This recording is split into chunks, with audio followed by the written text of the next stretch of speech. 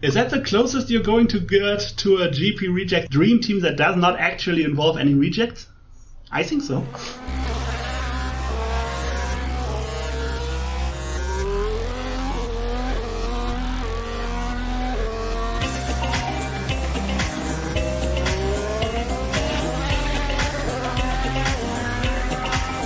Don't touch each other, please. They go right down deep, and they have collided. So both the BWT cars collide. So an internecine squabble between the two Williams. Looks like that Rosberg tapped the back of Webber. That is absolutely the last thing any Formula One team wants to see.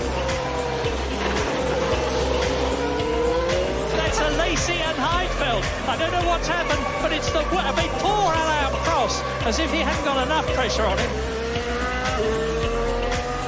Oh, we've lost a wheel. It's a racing engineering car that's ripped his left wheel off.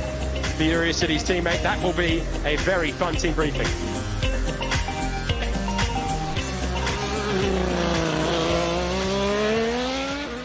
Hello there, and welcome to Teammate Collision, the official homemade podcast of Grand Prix Rejects, the only podcast where the audio gets worse with every episode.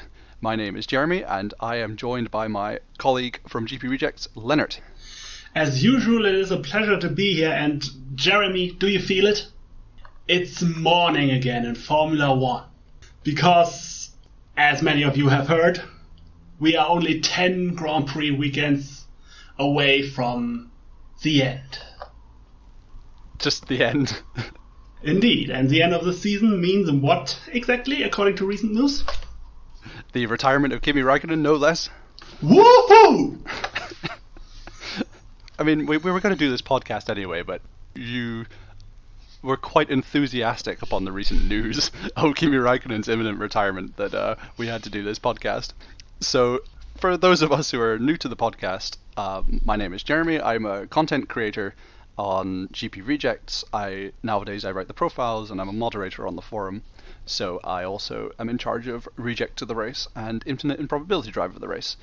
Lennart, my colleague here, writes the Gravel Traps, which is a monthly column where he gives his opinions about motorsport and F1 usually, but it can differ. What's been the article you're most proud of recently, Lennart? It has to be my article about the final race of Carlos Pardo's career. Well, unfortunately, the final race of his life, indeed. And because I think it was something that really had something to say, that it really gave the emotional edge of motorsports, of fatalities in motorsport, which unfortunately are still a reality we have to face on occasion. And it's just something I'm really happy with because it gets across how I feel about the ambivalent feeling that comes with the inherent risk of motorsport and what really, in a way, life is like, how life and death interact, how one leads to the other, and it's just, I think, a very beautiful piece, even if it's not to everyone's taste, but sometimes you just gotta write what you feel and hope there are people who appreciate it. No, I liked it. It was very, very different from your usual tone, because your usual tone is quite grim and sarcastic. You tend to like your hot takes, and it was a very different article from your normal ones. Yeah, I have. You must have a gravel trap coming up very soon. Then, in that case, that is indeed the case, and I'm going to look at the GT3 shift of DTM and what it says about the development of European motorsports as a whole. Because, well, let's just say it isn't quite looking as good. Okay. On my side here, I have, if anyone has been noticing the profiles that I've been doing, kind of by accident, it wasn't any intention of mine. The first 3 driver profiles I wrote in the last few months have been going backwards by decade. So Bruno Senna was the 2010s, then we had Sebastian Bourdais in the 2000s, and then Jan Magnussen in the 90s. So the next driver will be from the 80s, but I'm not going to tell you who, but that should be released hopefully not too long after this podcast. Well, obviously we're going to talk just a bit about Kimi Räikkönen's retirement, and to use my earlier analogy, if it's morning again in F1, well, it's always darkest just before the dawn, so we're going to look at a very dark race, the 2021 Belgian Grand Prix with its dark skies, and the rain, those clouds dropped, and the influence of that had, and we were going to look at just how exactly, well, we think about it. I don't want to give too much away, but there will be a lot to discuss about it. And, well, since rain races will inevitably lead to the 1989 Australian Grand Prix, we are also going to talk about Minardi tonight. We're going to look at the best and the worst this team had to offer driver-wise, and change some fun stories, and agree or disagree on who's the best and who's the worst at Minardi. I am very impressed by that segue, Lennart. I think you rehearsed that. Oh, you with your accusations. Okay, so when I was going into this podcast, I was thinking of calling it the Spa Emergency Podcast, because really that's what it was. I think at GP Rejects, it would be terrible of us to go after that farce of a race and not do a podcast to discuss it. So, which one of us wants to begin, and where would we even start? Well, the way I look at it, we have a failure of a race, and this failure, in my opinion, can be basically split up into two parts. We're talking about a conceptual failure and an organizational failure. So I was thinking we could just look at how I see each part of the failure, and obviously listen to how you agree or disagree with me on the respective parts. So I would say we'll just start with the conceptual failure, because that is the one thing that needs to be mentioned. I personally feel that the Belgian Grand Prix was not quite as catastrophic a race as previous rain races were. If we're talking about 2009 Malaysia, we're talking about, well, I mentioned 1989 Australia, obviously you can't mention that without mentioning 1991 Australia. Japan 94, those where we really had flooding, where we had monsoon, where we had conditions that no one who has even a remote interest in survival would so much as drive a normal car, let alone a race car out there. That I don't think just wasn't there. And so the question is, of course, why is that the case? Are we talking about cars that push too much water in the air, that create too heavy a spray? As obviously the problem was, is it horrible rain tires? And I think, personally, I'm going to put a lot of blame on the rain tires, but many people have made the point that there simply is too much aero that causes the extreme spray, so I'm not going to let that off the hook either, but my first intent is going to obviously blame the tires, because, well, Pirelli's wet tires haven't been the most successful in recent history. Yeah, well, you've touched on a lot of points there. I mean, to just take your entire argument, I generally agree. I think what the fallout from Belgium showed last week was that not only are there so many different factors that went into it, is that no one can agree on what the singular thing was that was wrong and what needed to be fixed, and no one would really take responsibility for it. I think those two factors were the main thing that made it such a farce, was that, like, even the people who were complaining couldn't even decide what was the problem, because it was everything. What they were complaining about. Yeah, it was everything, though. It wasn't just simply the rain tires. If it was the rain tires, then everyone would hate Pirelli, but it wasn't just the rain tires. It was, we'll get onto the organization in a minute, but as you say, it's the way that the cars are set up. It's the entire way that people perceive rain races these days. I wrote in my race report, which will be published obviously by the time this podcast is published, that, I hate to say it, but since the death of Jules Bianchi in 2014, there has been a sort of an existential crisis in race management, and with the drivers as well, of course, in how rain races are run. And in this case, most of the time they're simply not. There's a massive hesitation to run wet races, and that has, I think, over time built up this malaise that we don't do enough wet weather running, that the wet tires aren't tested enough, and as a result we do fewer wet races because the cars are less and less suited to running in the wet, and it kind of becomes this, it feels like it's almost like a positive feedback loop, that the less wet weather running we do, the more worried we are about running in the wet, the less experience we have of it, and the worse it gets every time we do run in the wet. And I feel like Spa was just this very, as you say, it wasn't like a monsoon, but it was bad weather. The problem is It wasn't catastrophic. No, it wasn't catastrophic. I feel like I have to be wary of what I say and how I say it, because in one hand I'm saying that it wasn't as bad as people probably made it out to be. On the other hand, I'm also not advocating that anyone should have ever, that the race should ever even have gone ahead.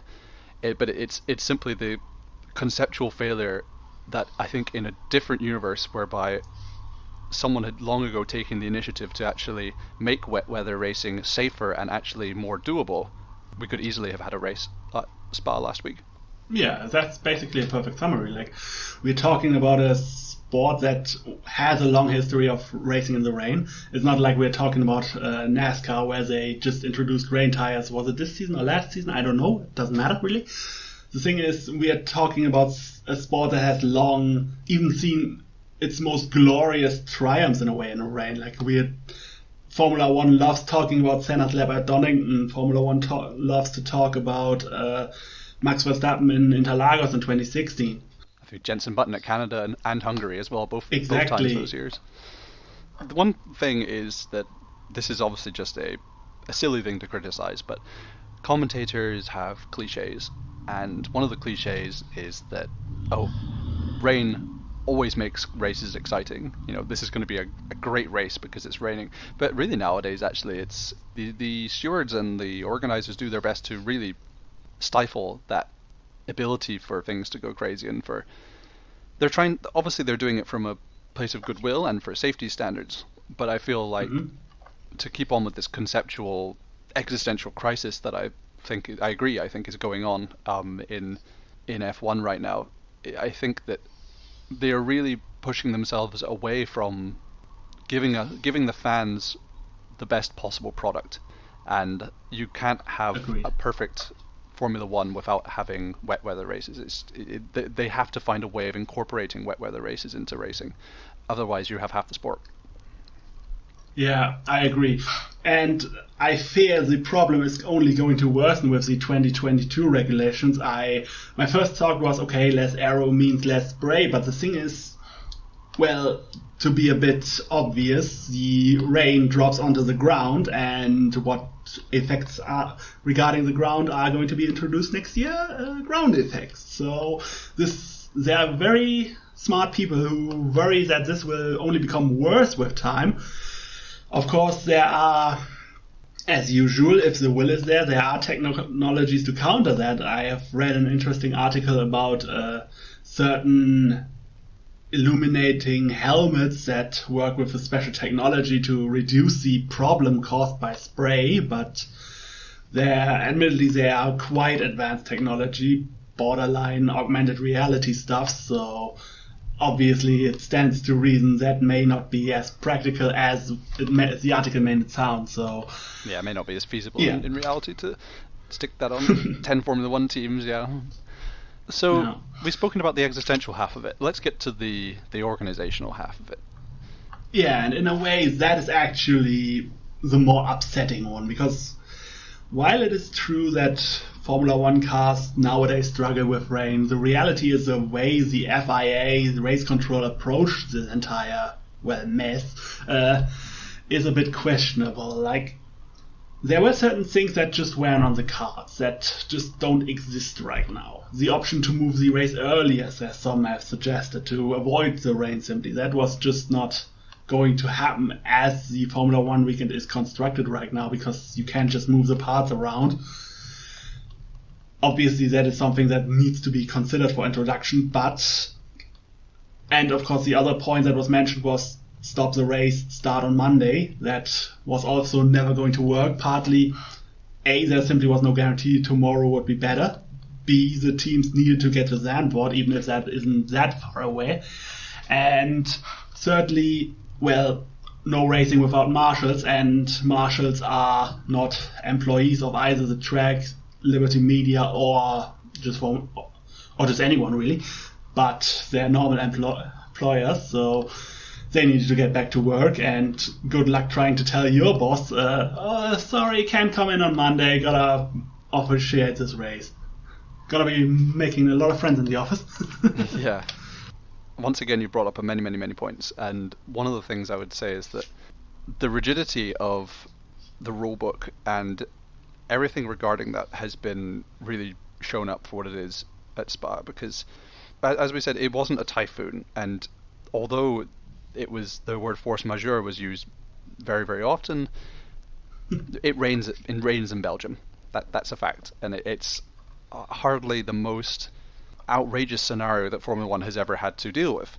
And the thing is that, as you also said, they were driving to Zandvoort on the Monday, and Zandvoort is only 100 kilometers down the road. It's like, this wasn't a situation where, we had Monaco and then we were flying to Canada or something like that. This is a situation where there's a double header right next to each other, and it's the fact that Formula One couldn't handle this kind of scenario. But I don't know. I think for me the main problem, which I had, like, my immediate reaction on Sunday when it happened, was that I was very annoyed that Michael Masi nor anyone involved with the race control, so I suppose it would be Masi because he is the head of race control these days, that he didn't take the initiative to actually make a decision. Like, the problem was, organizational wise, was the slowness of everything. Now, I can only speak from my own personal experience and what I saw on the television, because I'm simply an armchair critic. I wasn't there and I wasn't behind those closed doors, but I feel like the curtain was pulled a little bit every single 10 minutes, that you got the feeling that, like, oh, don't worry, I'm sure there's a plan behind everything, and just every 10 minutes you just suddenly got the realization, no, actually there is no plan. They don't know the rules, they don't know what they're going to do, and no one stood up and actually just said, okay, we have to cancel the race, this is the decision we have to make. Like, we have a problem with the rules and we're going to change it, or screw the rules, let's do this tomorrow and pay everyone or something. We have to have a situation whereby someone can make a decision. And in the end of the day, it seemed like there was no way to hold the race. And then they cancelled it. But they cancelled it after about 4.5 hours. We should have been making that call hours previously. There should have been some kind of crisis management and someone to take the responsibility to actually do something about it. I think that was the thing that I got most annoyed about, was that no one took the initiative, especially not Michael Masi. Michael Masi should have been front and center the entire time, telling people what was going on and why they're making a decision, and then doing it. Maybe the organizational aspect of it is not good. Maybe there's too many people. I'm not even going to get into the shareholders or anything like that when it comes to Michael Masi having an arm tied behind his back to host a race. I'm not even thinking about that. Don't worry, I'll get to that. Yeah. I mean, we can talk about that. But at the end of the day, Michael Masi is the race director. His number one priority is either to make sure there is a race, or to at least be in charge and organize it, that if it has to be cancelled, it has to be cancelled. He shouldn't be spending an hour reading the rulebook. Well, I feel you have perfectly nailed it. Masi should have made a decision. The thing is, there are some things I just didn't understand. Like, the sudden ability to, well, I sarcastically called it stopping time at the time it happened, where the original 3-hour limit for the entire event, including red flag, that was just randomly suspended. The thing is, basically I feel if you take that, you genuinely have to believe, like, there's a high likelihood, emphasis on high likelihood in my opinion, that things are going to get better. There's, in my opinion, no point to just praying. Like, there was a dry spot on the rain cam for like 5 minutes, but that stopping time, basically, that is just ridiculous. In my opinion, or to put it this way, if I were Masi, I would have done it as follows. The race starts as normal, nobody can see a thing, red flag. Then I'm going to let time go on, see if the rain disappears, if something happens. Clock keeps ticking. And if I had said, okay, not going to get better, or not going to get better within the 3 hours, I would have sent them out with like 3/4 of an hour to spare. Would have had them drive around the safety car, see if they can create for a couple of laps, see if they can create a path, a dry line, whatever. And if that didn't work, okay, red flag. The thing is, what many drivers especially were mad about is that they got points for this event, and what many fans also feel unhappy with is, again, that they are getting points, or more likely those that aren't getting points, for not having raced at all. And that is something I don't necessarily agree with, but the thing is, Masi's approach in many ways felt genuinely disrespectful to the time of the audience, the drivers, of course the audience both at track and on the television, and that is something I personally just cannot stand. There's little I dislike as much as not showing respect for other people's time, and that is the entire organizational problem with it. Like, there was just, as you said, no plan, and they just gambled, okay, maybe if it's dry, maybe it dries out, or at least the rain is less severe, then we are going to have a race, and if not, then, well, screw him. Although I'm highly critical of Masi, and we talked about him in our Reject to the Mid-Season podcast already, that F1 it just seems to be that the standards of organization and procedure are just dropping. But as we alluded to earlier, I also want to sympathize him a little bit in that in the days of Charlie Whiting, we didn't have a procedure for this kind of situation, and we've never built one. The only procedure in the past was just make them drive, and now we don't, and it's amazing that a bit of rain basically completely stumped the entirety of Formula One. Completely. Like, it's hard to describe, just that the kind of race that happened on Sunday happened at Spa because it wouldn't stop raining.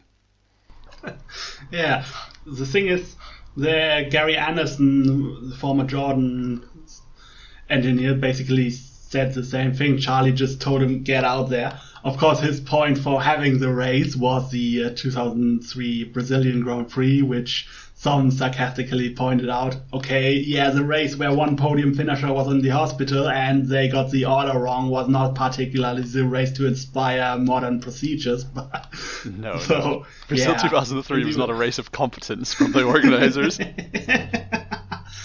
Well, yeah. And it's just, we are talking about a no-win situation for the sport as a whole, really, and for Masi in particular, as you should mention so rightly. And the thing is, however, again, well, I'm really just repeating your points now, so I'm going to keep it short and just say, yeah, F1 was exposed in the worst way possible. My personal reject to the race, I mean, I put it in the poll on our forum, and I didn't put the context for each candidate that I put up, but I think I should have, because I was the only person who voted for him. But my personal reject to the race would be Stefano Domenicali, because after the race and everything that happened, his response wasn't to navel gaze and to go, okay, something's wrong, we have to fix it, we need to completely change up what the procedure is for weather, we need to change a lot of things and go through them one by one. His first thing to do was to basically turn around and say that the Formula One is not going to refund its fans, that the fans who went to the Belgian Grand Prix for 4 hours plus Sunday never saw a race, they're not going to get refunds. And it's like, well, you've just made an enemy out of the most valued customers in the company, in the organization, and in the sport. Yeah. So he is my personal reject to the race, because after standing back and watching that, he then had the nerve to say that to the people at home and the people at the track. So that is, I can't remember watching a race that was that poorly organized in maybe 2 or 3 races. Now that you made your point, I actually regret not following your vote, but because I genuinely agree, in a way it is very cynical, of course, even by the standards of CEOs, if you forgive the political commentary, social commentary, if you will. This is a very socially relevant podcast. Of course it is. No, but the thing is, again, it was very cynical. It didn't even bother maintaining a facade. Like, he went out there and said, no, commercial reasons were not the reasons we did the way we did things with the 2 laps behind the safety car, which one counted. But sorry, but no one is going to believe that. At least then try to spin it any other way. As you said, the ideal response would have been, yeah, we need to revisit our operational procedures. But for whatever reason, he doesn't want to say that, like, worried about the stock or whatever. Yeah, he doesn't want to say I was wrong. That's as simple as it is. But even then, and I'm talking about this from a professional standpoint because I have marketing knowledge and experience myself, so even then there would have been a much better approach, like just outright saying things went really unfortunate, we want to be better. Just leave it as a general statement, not really implying, okay, our operational procedures were wrong, but just some things got mixed up. Or if you are absolutely against taking fault, it was just a difficult situation that we tried our best to deal with, but because blah, blah, blah. What I mean because blah, blah, blah, because rain. It was just not possible to do, so even that would have been more face-saving for F1 as a whole and for himself as a person. Then go out there basically, we're not getting our money back. We didn't do anything wrong. Get lost. Yeah. And I mean, the saddest part for me is that there's many people criticizing. I'm not just saying the royal we here. Like, I'm not the only person who thinks Michael Masi isn't good enough for his job. But there's many people criticizing him. And if amongst them myself, if this race doesn't get Michael Masi fired, then nothing will. Michael Masi is here to stay. Yeah. That's the saddest thing about the Belgian Grand Prix. That's the last thing I have to say about it, if I'm being honest. Or they're really, really, really lacking for an alternative. Yeah. Well, of course, one way or another, we're going to find out after the eventual FIA election whether something happens on that front. But I think those are in December. Doesn't matter. Not yet, anyway. And yeah, well, just to summarize, if some people got lost along the way, we just agreed on the point that F1 cars as a whole are a bit of a difficult situation right now, that F1 as a whole doesn't seem to have an operating procedure and is obviously because of the Jules Bianchi accident and just general problems with rain races all around, is not quite as willing to go in the direction of former rain races, no matter what opportunities they might provide for smaller teams such as Minardi, which leads us perfectly to our next topic. Perfectly. Okay, so you wanted to talk to me today about Minardi. So, give it back to you already. Lead us in. Sure, because, I'm not going to spoil your next profile, but I am going to be so cruel and say it is somewhat Minardi related. And obviously, to use that opportunity, I figured we might as well take a look at the rich history of the team, and more particularly the rich history of its drivers, and just have a bit of a chat about who we consider the best, who we consider the worst, and talk about some interesting stories between the best and the worst. Sure. And I figure I'm just going to start, because negativity sells, I'm going to start with a name from the very late stage, and I'm going to start with the name Friesacher. Patrick Friesacher, yeah, he was in the very last year of Minardi, if I'm not mistaken. Correct. And if I'm not mistaken, he was also the very last driver to be profiled by F1 rejects. I think he was the last profiled driver. That could very well be the case, but I'd need to fact check that myself, so... Citation needed. Yeah, what is there to say about him much? Because obviously we could be churlish and say, how can he be the worst if he scored points? Because that's what he did. He technically scored points. Hooray for him, but yeah, the race where it happened is arguably much more famous for the interview with his team boss than anything else as far as Minardi is concerned. Obviously, the race as a whole is famous for a lot of things.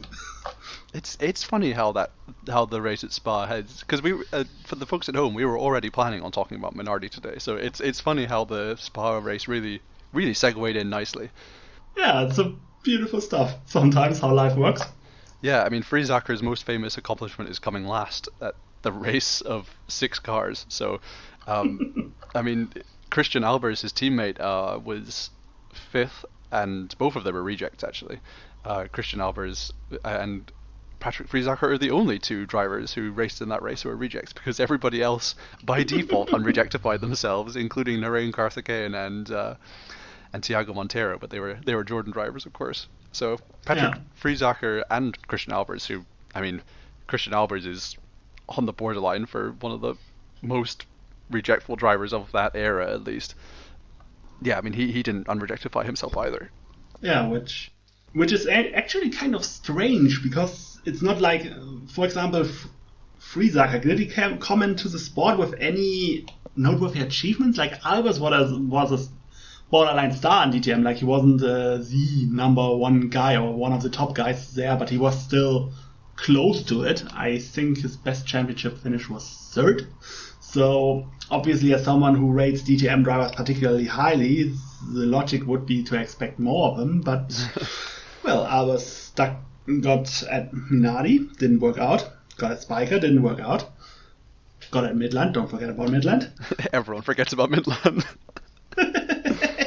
And eventually just got fired because, well, they needed more money. So I think his greatest achievement for Christian Albers in his career was being the very, very short-term team principal for Caterham in 2014 when they went through 17 team principals in 5 weeks.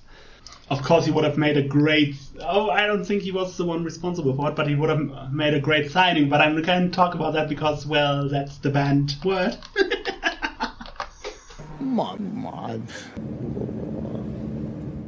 If you're talking about the worst Minardi drivers of all time, I mean, the most famous one for me, of course, would be Alex Yoong, but that's almost such an obvious take that I almost feel ashamed for mentioning it. But yeah, I mean, he was so slow that he is one of the very few drivers at all in the modern era who have ever DNQ'd. They've not qualified. I think otherwise you have to look at the HRT cars when they were so slow in their debut races in 2011 and 2012. Alex Yoong is the most recent driver who, on his own pace alone, has been so slow that he hasn't qualified for Formula 1 races. And that's quite the achievement. Yeah, even HRT at least had the quote-unquote excuse that their cars weren't fully assembled. There's a funny story of Christian Danner in his function as RTL television expert, taking a few parts with him on his baggage because Colin Collins, whose bags were overloaded, and so he couldn't get on the plane. So Danner took a few HRT parts with him, but Alex Yoong just didn't have an excuse. Minardi were struggling with money in 2002 and 2001, but they weren't mal-organized or were in a situation where they were lucky to make it to the grid at all. So, yeah, no excuse. And in fact, as you mentioned it, a very obvious choice. He would have been the very next point on my list. I don't even know why I started with Friesacher, probably because chronologic. But, yeah. Who would be your number 3 then? Well, it's not a classic ranking, but the next one would be Perez Sala. Okay, that's an interesting choice. Why him specifically? Well, admittedly, he suffers by comparison. We'll get to that. But the thing is, in a car where the other driver managed to regularly put it in the midfield, or at least in the lower midfield, he struggled to qualify at all. And the differential between him and his teammate... Come on, Adrian Campos wasn't that good. Well, there was the other one we'll get to, because he appears on the other side of the... Yeah, I'm assuming he probably appears on the other side of both of our lists. Yeah, so we're going to talk about him later, but the difference is just that much, and at some point you just have to wonder, okay, I understand that teams, especially the poor ones, especially back in the day, just focused their majority on one driver. The infamous Andrea Moda stories where they only really had good parts for one car is one thing, but even with that in mind, he was just so far behind that I just could not mention him as one of the worst Minardi drivers. I feel inclined to disagree with you on that one, actually, to be honest, because while he wasn't necessarily very fast, Perez Sala was still miles ahead of the person he was not replacing. Like, he was replacing Alessandro Nannini, who he got promoted to Benetton and had a couple of good years, of course, before his tragic accident. But Perez Sala was replacing Nannini, and I'm not going to go as far as to say that Perez Sala was on the level of Nannini, but he was certainly better than Campos, for example, who got fired that year and Martini replaced. So, I mean, I think Perez Sala I would put somewhere in the middle. I don't think I would ever put him on my bottom list, just for that reason that he was, like, on record he was better than Campos at the very least, and we haven't mentioned him yet. So yeah, well, I guess you kind of just did now. So, but admittedly, perhaps I was willing to give Campos more of a pass because, well, it seems like the season before he was fired didn't seem particularly egregious, but it could very well be that I just haven't paid enough attention. So, but not giving too much away about the next driver profile. Yeah, I mean, you raised a valid point about Campos. I didn't include him in my list because the season before he was fired, he didn't look particularly egregious. So I may have just been overlooking this. Sometimes you just don't see some details that others miss. That's why we are doing this podcast with two people and not just one. Our collective memory loss. One last name I want to mention is one. Well, it may cause some controversy, but in a way it also serves to serve a point. I am someone who likes to tell himself that he is willing to tell it as it is.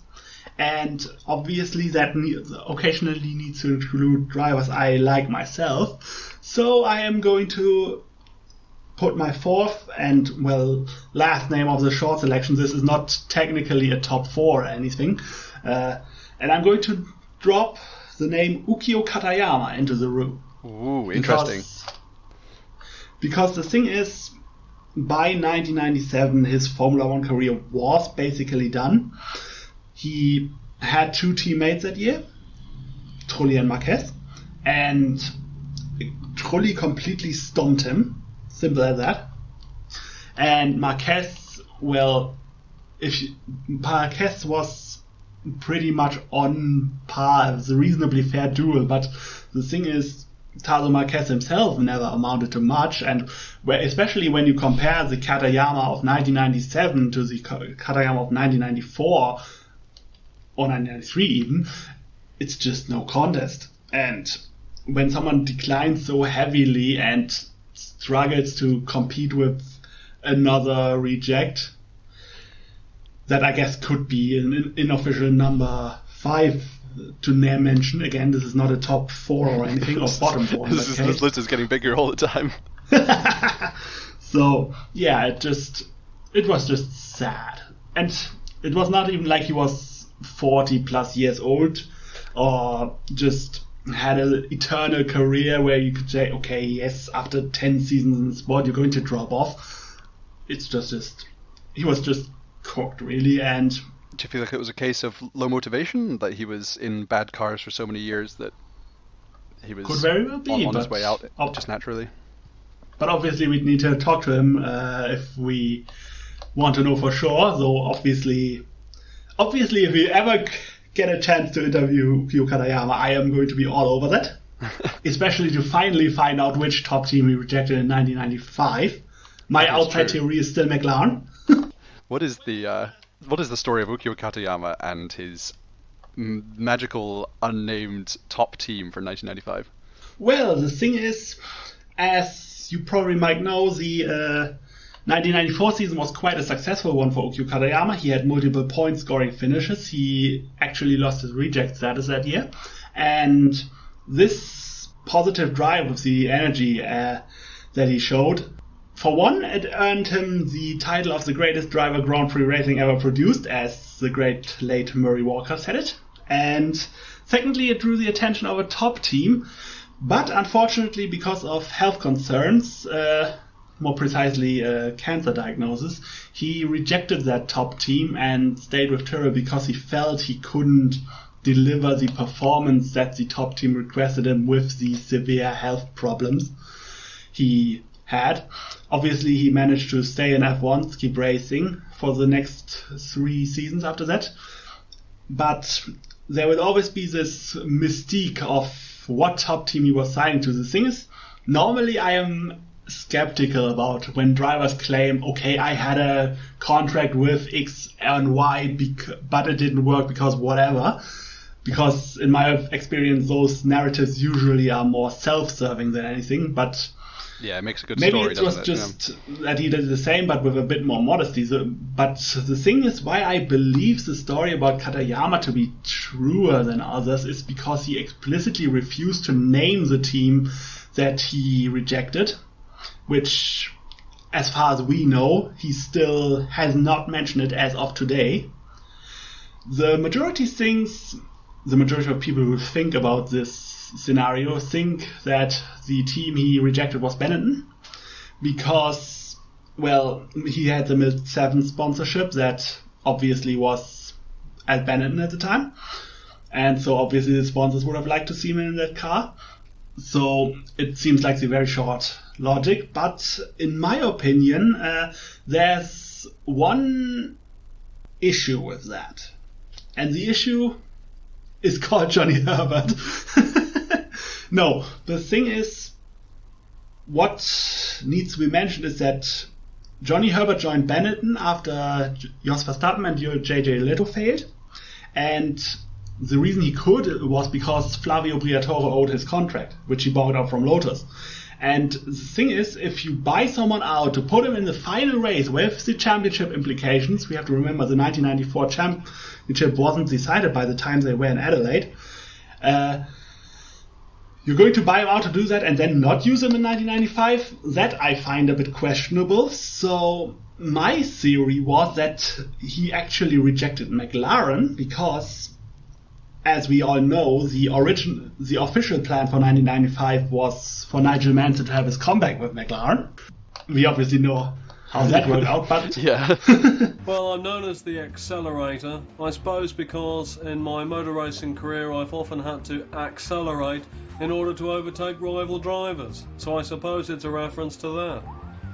But the thing is, according to sources from the time, or sources talking about the time to be precise, neither McLaren nor Mercedes, their new engine partner, actually wanted Mansell. That was all a Marlboro idea. So I personally believe there is with DC not available because he was contractually tied to Williams for the 1995 season, that they wanted to instead put Katayama in there to, well, either bridge to 96 so Coulthard could join them and they had one reliable but not too old driver, or they wanted to go for the balanced approach of the this is going to sound extremely cliched, so apologies to all my Japanese listeners, the fiery temperament of Katayama, the Japanese driver with the ice man, the original Iceman, Mika Häkkinen. Once again, on the other hand, no, I don't think I need to apologize to the Finnish listeners for that because Mika Häkkinen just was that man. And so, yeah. But that is just my left field theory, and again, if I ever get a chance to confirm it, I will pounce on it. Yeah, we should do some research and see if we can maybe ever answer that question, or if we ever find out, then we have to do another emergency podcast about it. So you're not giving us the really perfect scenario, of course, which is that McLaren hire Mansell and Katayama and just fire Häkkinen completely. I mean, what good ever came of Häkkinen? What you could have instead is 95 Mansell and 95 Katayama in a McLaren. Is that the closest you're going to get to a GP Reject dream team that does not actually involve any rejects? I think so. Yeah, maybe. I mean, we could talk about 95 Mansell on its own, but he is not a Minardi driver. Nee. We just got a bit off track with that one, but Ukyo Katayama is always worth it. Okay, so, I mean, the thing for me about Minardi is that you asked me to rate my top 3 and rate my bottom 3 drivers, and I wasn't, when I had to think about it, I wasn't thinking about it in those terms. I was thinking about it in the performances. I was thinking about what were the top 3 memories that I have of Minardi, like the top 3 drives and the worst 3 drives. So with worst drives, you can remember really bad moments. I think it was there's more than one collision between Martini and Christian Fitipaldi, I think it was, if I'm not mistaken, in the early 90s. There's more than one. Mm-hmm. There's the famous Monza crash on going across the checkered flag, where one of the cars flips upside down. But I was thinking, when I was thinking my best drives, about who would be my top 3, and I came up with, like you have, 4, and the number 1 I would give. Bear in mind that for this list, I'm not ever mentioning someone like Fernando Alonso or Fisichella or Jarno Trulli, because I don't. Although they were fast in their backmarker team, they never had that moment which made you go, wow, absolute fantastic moment. They drove that car to the absolute limit and got something from it. So I would say my first, to bring another obvious answer, my number 3 moment would be Mark Webber on the podium. He was on the podium celebrating, but he didn't finish on the podium. His 5th place at Melbourne in 2002. On his debut race for Minardi, who at that time were absolute last place basically every year, other than maybe Arrows. So that moment was such a feel-good moment. He was an Australian. They're quite underrepresented in Formula 1. We have had Ricciardo for a long time now, I suppose, but Australia is not traditionally like a hugely populated country of Formula 1 drivers. So Mark Webber to come to Formula 1 with really he had quite a hard time getting to Formula 1, and he took a lot of favours to get there. So for him to get points on debut, almost unrejectifying himself actually, and for him and Paul Stoddart, who was also Australian, the team owner, to go on the podium together is, I mean, it's one of the all-time great moments in Formula 1 in terms of rejects, if you're thinking about it that way. And yeah, Mark Webber on the podium. I keep saying he's on the podium. Mark Webber on the podium at Mount Melbourne. That's just one of the feel-good moments, and one of the great Minardi moments, I think, in general. Webber on the podium of our hearts. Let's put it that way. Aww. My number 2, bear in mind, of course, these are in absolutely no order. I would say, if I'm thinking of moments, the sad thing is that I can't not talk about Luca Badoer at the European Grand Prix in 1999. And it's a very bittersweet moment, because Badoer didn't get any points that race. He was in 4th place when the car broke down, and only, I think, 11 laps from the end, his car broke down and he got no points. But it was really a fantastic drive from a driver who tried his entire career. And he if you're thinking about narratives, he really has that narrative of someone who absolutely tried his best to make it in the sport and make a name for himself. And he does have a name for himself, but unfortunately it's the tragedy that someone has to have the record, and he has the record for the most races without any points. So Badoer almost getting that car to 4th place, which would not only have got him points but would have unrejectified him, really has to be one of the all-time heroic Formula 1 moments. And that sounds quite strange for me to say, because I generally don't think that way, that's someone who didn't get points would be heroic. But still. Yeah, but I completely get where you're coming from. In fact, Badoer would have been one, and Webber would have both been names that were on my 4 drivers that I had selected to talk about the positives. It is just the quintessential picture of backmarker triumph foiled by misfortune, and yeah, nobody can look at these other pictures of him breaking down beside his car and not feel something. I just don't think it's possible. Like, there are fans out there who don't think highly of rejects. the fools, no, just kidding, that think, okay, yeah, if it's not the top, then who cares? But even those kind of fans just have to look at the story of Bardway in that race and just feel for the guy and just appreciate the effort, the quality of his drive. And I think extended to his entire Minardi career, he was just one of the best drivers this team ever had. And one minor story that I think is worth interesting also, if we're talking about his unfortunate tendencies with technical issues, would be the 95 Australian Grand Prix. Because in that race, Pedro Lamy scored a point in the race where everyone retired. But the thing is, Bardway had out-qualified him, but unfortunately could not even take the start because of an electrical failure. So the prize question is, of course, would he have, if he had been on the grid, would he have had his points even earlier than that if Lamy, who was slower than him, could drag it to 6th? So, yeah, the thing is, or put it this way, I fully agree that this was a quintessential moment, and that is one of the reasons why I have him on the 4 drivers I've selected to be the best of Minardi. So go Luca. If Webber was on the podium of our hearts, you have the points of our hearts. Aww. God, I'm happy.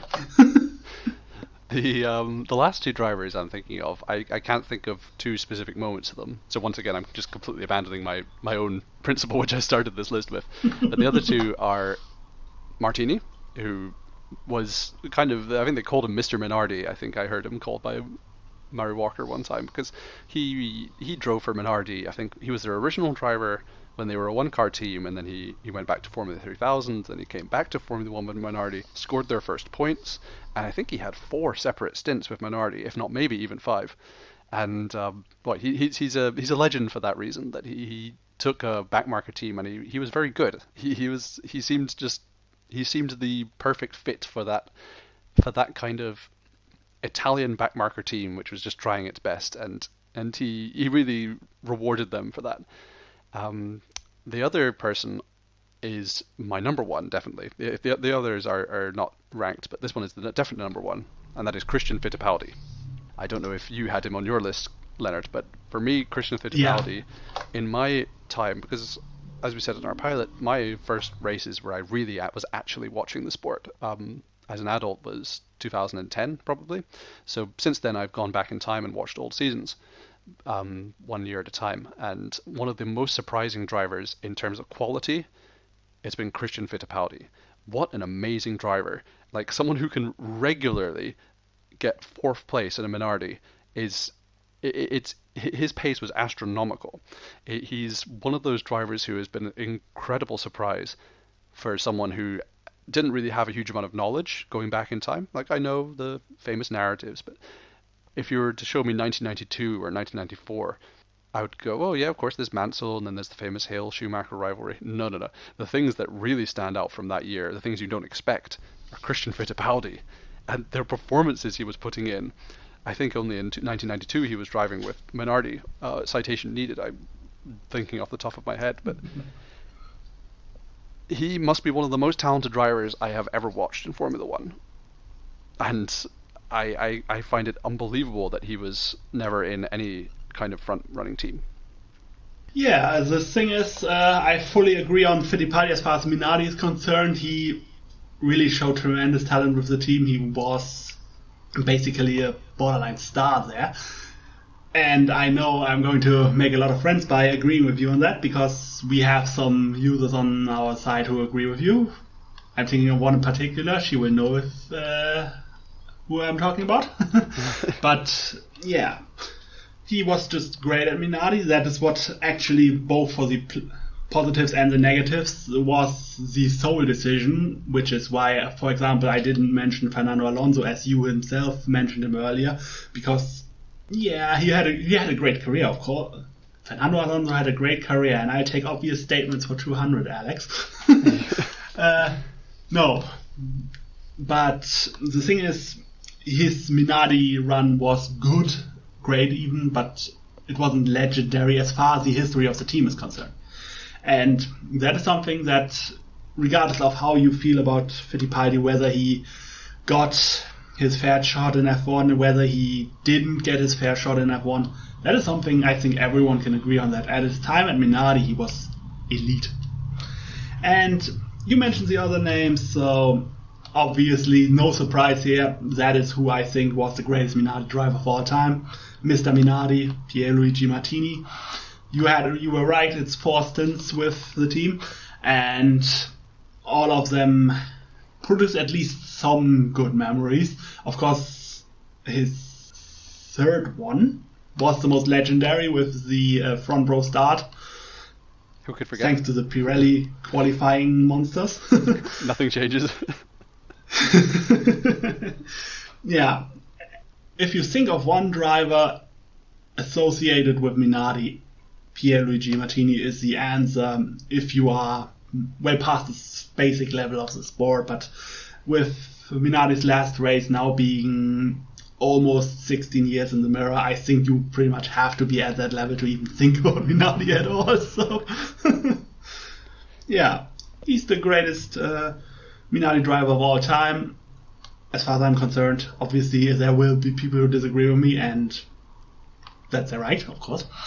And yeah, that basically sums up the Minardi story quite well, and that was the Martini story.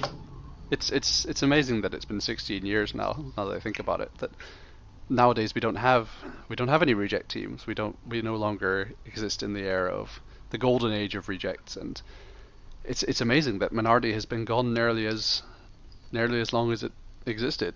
It's nearly been 20 years now. It's crazy to think about, because I mean, in the world that they existed in, even if you count 1985 to 2005, like the world that Minardi existed in was very, very different. Like the 2005 of Minardi would have kicked 1985 Minardi's arse.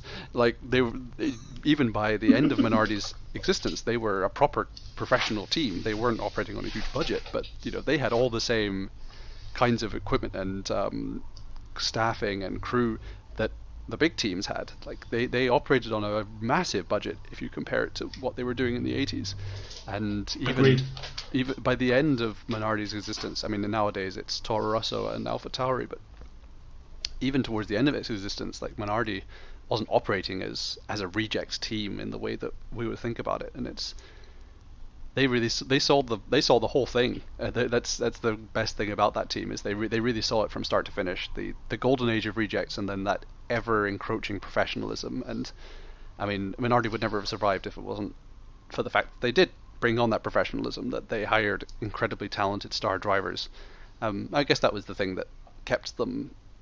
I mean, that was the thing that kept the heart of Minardi, was the fact that they always, till the end, hired talented juniors. Yeah, I fully agree that they basically, in a way, represent the evolution of the sport as a whole from those 20 years. And there was regarding that point that mentioned that by the late stage they were basically a professional operation, which kind of implies that they weren't at the start. But anyway, the point I'm trying to get to is, I will never forget one thing in the ITV coverage of the 2008 Italian Grand Prix. After Sebastian Vettel had scored that pole, they started it with a short, logically with interview with, I do not recall his name, but he was one of the key players at the time, and he was one of the key players in the late Minardi stage. And he said one thing that stuck with me. He said, we were never, I'm paraphrasing here, we were never idiots. We just lacked the resources. And that is something that summarizes it pretty well. They adapted, they survived where many other teams failed. They adapted, they merged with BMS Scuderia Italia to survive in the 90s in the most difficult of times.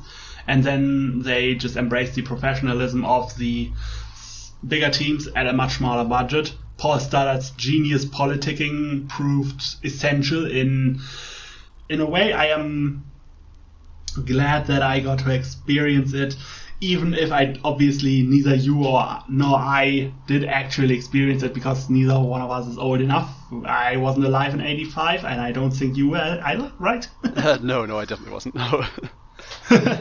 Yeah, but I'm just glad that I got to indirectly witness the evolution of Minardi and the sport itself, and they were always the lovable team, the one, even if otherwise the persons at the top of the sport were considered unlikable. After all, as a kid, I really wasn't a big Michael Schumacher fan.